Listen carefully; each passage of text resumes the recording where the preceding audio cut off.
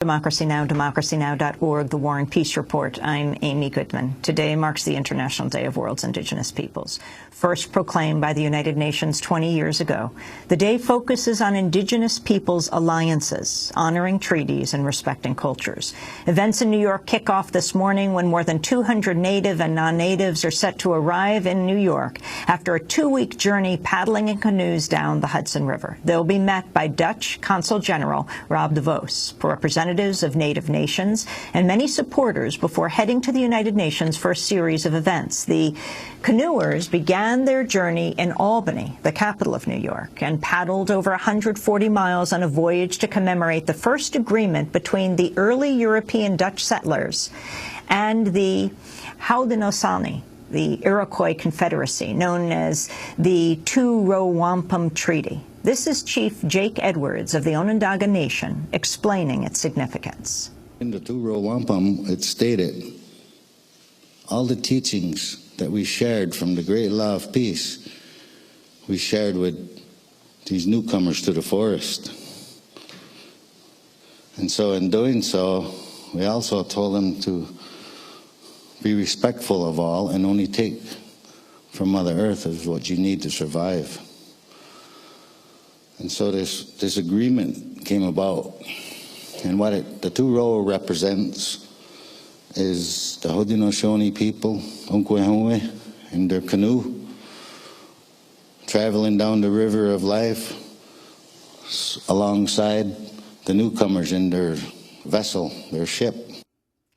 That was Chief Jake Edwards of the Onondaga Nation. Canoers who are part of the Two-Row Wampum Renewal Campaign say environmental conservation is at the heart of the campaign. Many Native organizers are working closely with their neighbors at Onondaga Lake and along the St. Lawrence River to protest fracking, the controversial method used to extract methane gas from shale. For more, we're joined by three participants in the Two-Row Wampum Renewal Campaign. Oren Lyons is with us, faith keeper of the Onondaga Nation. He sits on the Onondaga Nation Council of Chiefs, also helped establish the United Nations Working Group on Indigenous Peoples in 1982. Andy Major is with us, project coordinator for the Two-Row Wampum Renewal Campaign and a member of Neighbors of the Onondaga Nation. And we're joined by Pete Seeger, the legendary 94-year-old folk singer, banjo player, storyteller, and activist. For over 60 years, he's been an American icon, the author or co-author of so many songs, including Where Have All the Flowers Gone, If I Had a Hammer, Turn, Turn, Turn. Pete Seeger has also been a longtime supporter of Native American rights. We welcome you all to Democracy Now! Oren Lyons, let's begin with you. What is the significance of this day? Why the paddling up the Hudson River to the United Nations today? Today, we're celebrating 400 years of association with our friends from across the Great Waters. 400 years ago, we met with the Dutch on the issues of trade, peace, friendship, and we agreed at that time that we would establish a relationship of peace and friendship for as long as the sun rises in the east, sets in the west, as long as the rivers run downhill, and as long as the grass is green. Grass is quite green today, and the rivers are running, and so is the sun rising. So here we are, 400 years, we're going to have a 400-year-old handshake at being met by the Kingdom of the Netherlands, Attorney General de Vos and his wife, representing the counterparts of that original meeting, which is the grandfather, I would say, of all treaties made after that. This was the original agreement. Can you explain, we just watched Chief Jake Edwards holding the treaty, which is not words, it's beads. Yeah. Explain.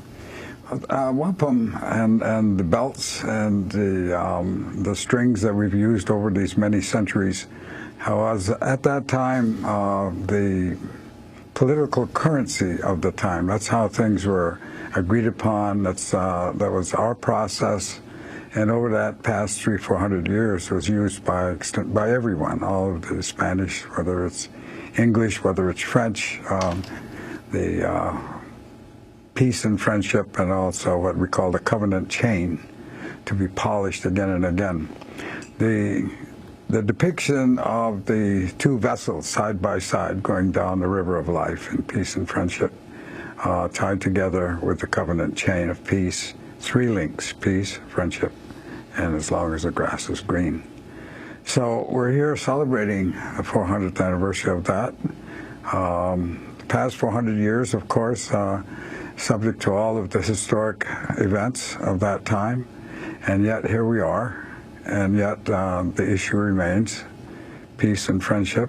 And I think from our perspective, we're concerned about the future, we're concerned about the earth 7 generations hence, and the conduct of people. And so we wonder, how do you instruct 7 billion people as to the relationship to the earth?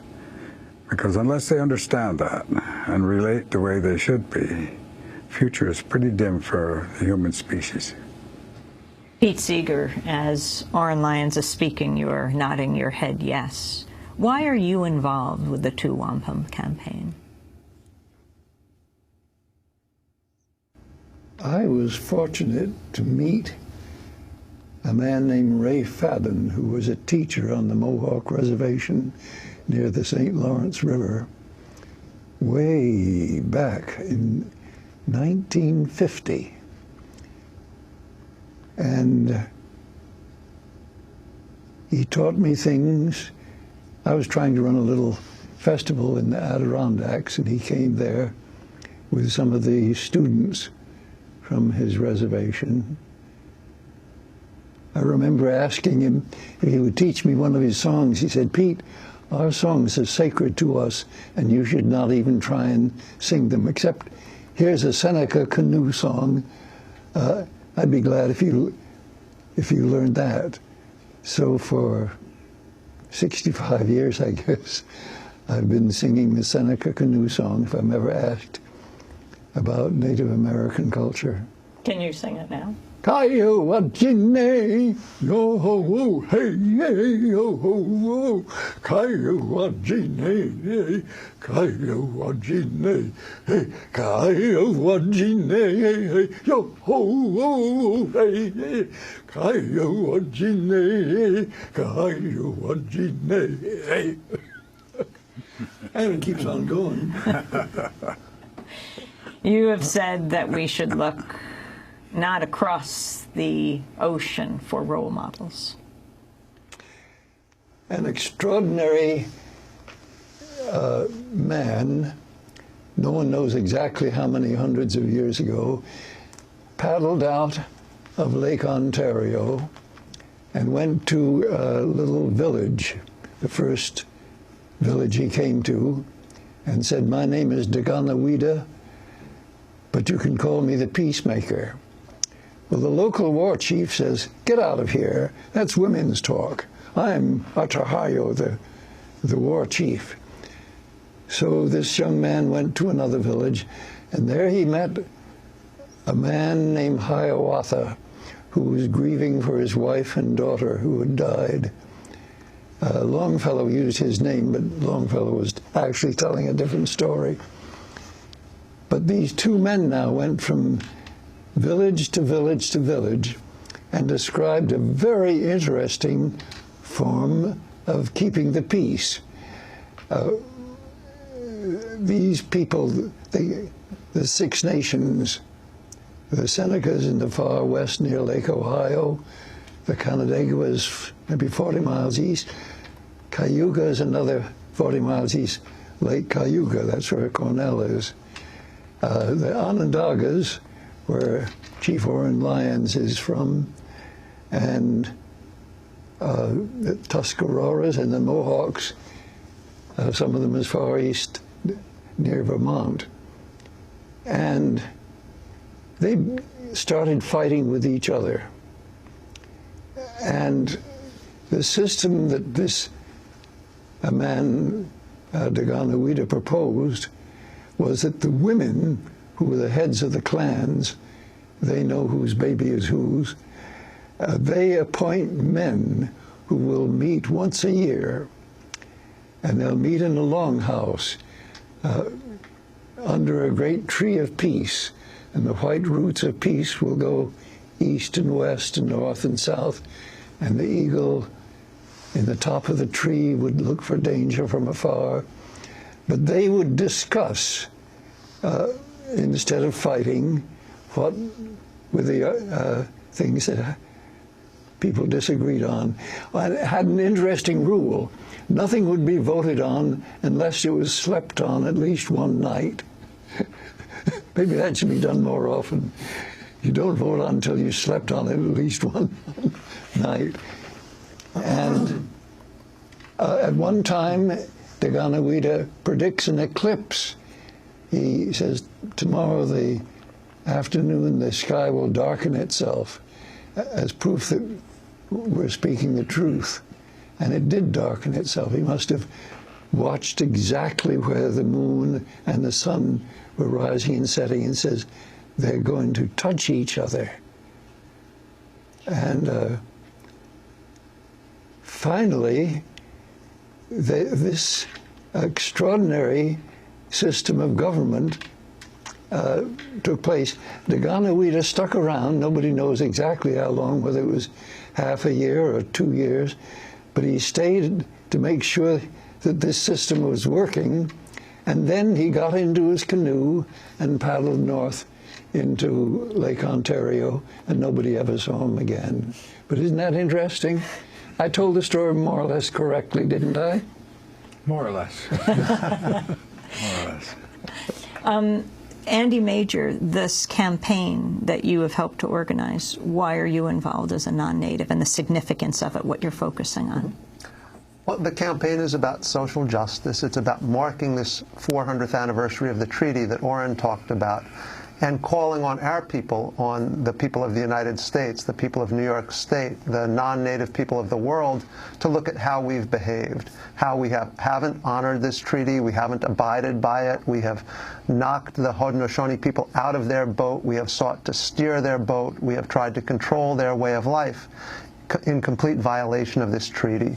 So it's a call to us to look backwards, but to look backwards to look forward, to see how do we work together to reestablish peace and social justice, and in doing so to preserve the environment.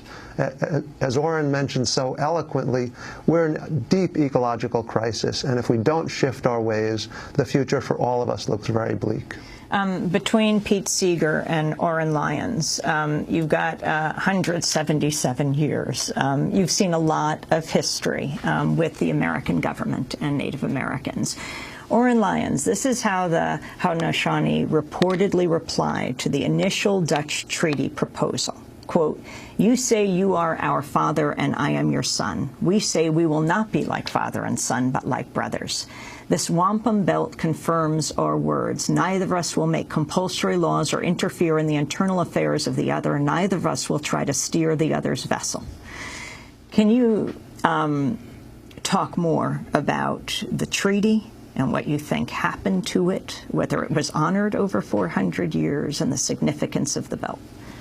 Well, at this particular time, the Haudenosaunee, the Onondaga Nation, Tonawanda Seneca, and the Tuscarora Nation and the Cayuga Nation are probably the last independent governments still in charge of land and not under the processes of the Bureau of Indian Affairs in Washington, D.C., or the Department of Indian Affairs in Canada.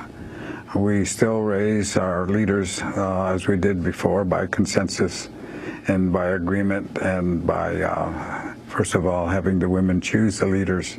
The women have a great deal of responsibility in this process, in that they not only choose the leaders, but the leaders have to be agreed upon by consensus by the family. And until she finds that leader that finds that consensus, then they will agree to raise that leader.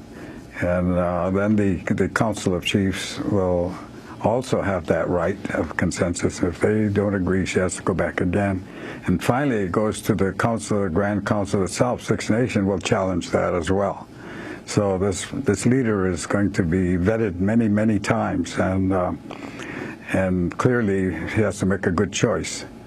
She also has the power of recall. She can remove that title for malfeasance of office, or violations against women or children, or any kind of violation. The structure of the League is very old, and it's a continuum, and probably is the original democracy that so inspired Ben Franklin and the Continental Congress to follow our lead. And we're in discussion with them many, many years and closely associated with their development. Could you, yes, this Pete is an Seeger. extraordinary thing. 23 years after Benjamin Franklin received a letter describing this method of government, the Constitutional Convention for the United States was about to break up. The Jeffersonians didn't want to talk to the Hamiltonians in the North and the South and so on. And Franklin holds up this piece of paper saying, these are people we call savages because their ways are different from ours. But they have kept the peace for hundreds of years. And if they can, why can't 13 English colonies? And he shamed the Constitutional Convention to keep on talking and find compromises that they could make a constitution. Yeah. It is the foundation of this United States. Can you talk about the significance of the headdress you have in front of you? Well, it talked about the eagle on top of the tree of peace, and that's this feather. The eagle represents a spiritual leadership of the animal world for the birds, and the leader of the birds. And all animals have leaders. The deer is the leader of all the animals, four-legged, and so the feathers of this powerful entity, who carries our words the highest of any bird, flies the highest and carries our words the closest to the Creator, and is our principal messenger of peace. And so we revere these feathers, and we revere these representation of the bird nations, and we carry it close to us. And our staffs are always with these great birds' feathers. They remind us of our responsibility. Andy, can you talk about the horseback ride today? Sure. The Dakota Unity Riders, who have come from Manitoba, Canada, traveling over 4,000 miles, though not continuously on horseback that journey, have sort of joined with the two-row campaign. They started as independent initiatives, and we realized that there was much in common. So they have joined us in Troy, New York, before we started paddling down the Hudson, in Catskill, in Beacon, and we expect them to be joining with us at some point today, although there were problems with the permit. There'll be a march today after our paddlers. Our paddlers are on the water today, now in their final journey into Pier 96 in Manhattan.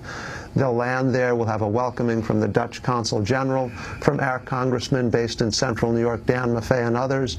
Then we'll march across Manhattan to the United Nations, where we'll be welcomed by the UN Permanent Forum on Indigenous Issues. Somehow in that process, the Unity Riders will join us. The NYPD would not give a permit, at least the last I'd heard, for them to walk beside our march. So there's a little bit still up in the air about that, but there's very much a shared sense of unity, of renewal, of call for respect for Native rights at the core of both campaigns, and we're delighted to work with them. How does fracking fit in with this story? Oren Lyons, Well, hydraulic fracturing. Water is the first law of life, and looking to the generations ahead of us and protecting their future and being responsible to that, fracking, of course, impacts water amazingly. Millions and millions of gallons of fresh water being used and absolutely contaminated beyond any point of redemption. And so it's an attack. It's an attack on the future lives of our children and everybody else's children as well, and life in general. The laws of nature are such that you will suffer in direct ratio to your transgressions. Simple as that. And and people should understand this, there is no mercy in nature, none whatsoever. Only the law, only the rules. And if you follow those laws and rules, you have regeneration again and again. And if you want to challenge those laws, then you suffer the consequence. And that's where we are right now. So fracking is probably the most damaging challenge that America has today in terms of its future. Pete Seeger, would you like to weigh in on That's fracking? absolutely true. It's incredible that people say, "Oh, I need a job. I'll work for the fracking," but to get a little gas to run cars or factories will destroy the future for our children and our grandchildren. It's horrifying. Oren Lyons and Andy Major, I want to thank you for being with us. Oren Lyons, faith keeper of the Onondaga Nation. Andy Major, one of the organizers of the Two-Row Wampum Renewal Campaign. We're going to go to break, and we come back. I'm going to speak a few more minutes to Pete Seeger, and then we're going to combine together for a post-show conversation, which we'll post online at democracynow.org. Stay with us on this Indigenous Peoples Day.